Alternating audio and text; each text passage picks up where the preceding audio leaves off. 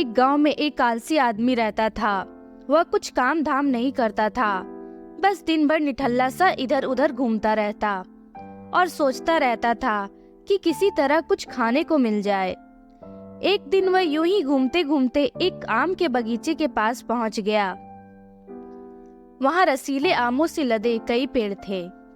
रसीले आम को देखकर उसके मुंह में पानी आ गया और आम तोड़ने वह एक पेड़ पर चढ़ गया। लेकिन जैसे ही वह पेड़ पर चढ़ा, बगीचे का मालिक वहां आ पहुंचा। बगीचे के मालिक को देखकर आलसी आदमी डर गया और जैसे तैसे पेड़ से उतरकर वहां से भाग खड़ा हुआ।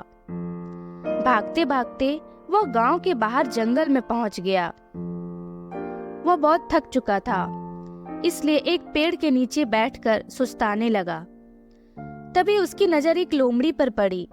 उस लोमड़ी का एक पैर टूटा हुआ था और वह लंगड़ाकर चल रही थी। लोमड़ी को देखकर आलसी आदमी सोचने लगा कि ऐसी हालत में भी इस जंगली जानवर से भरे जंगल में ये लोमड़ी बच कैसे गई।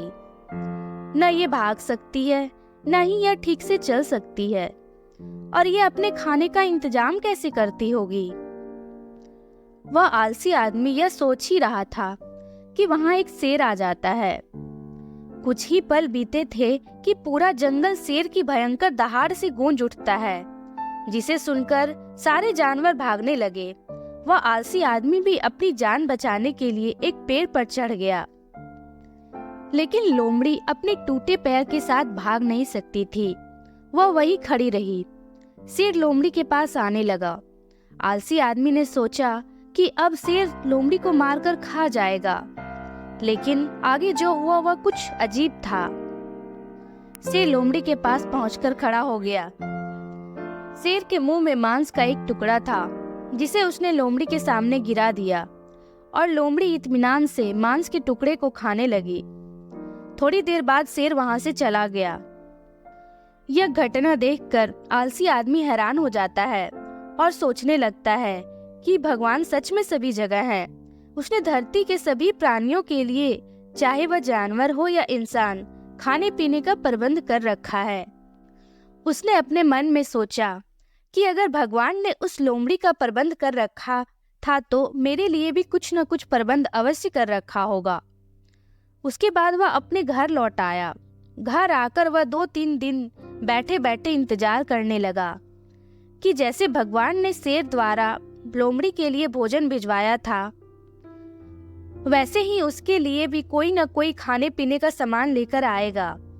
लेकिन ऐसा कुछ नहीं हुआ। भूख से उसकी हालत खराब होने लगी। आखिरकार उसे खाने की तलाश में घर से निकलना पड़ा। रास्ते में उसे एक पेड़ के नीचे बैठे हुए एक बाबा दिखाई पड़े। वह उनके पास गया और कुछ खाने को मांगा। बाबा ने उसे कुछ खाने को दिया।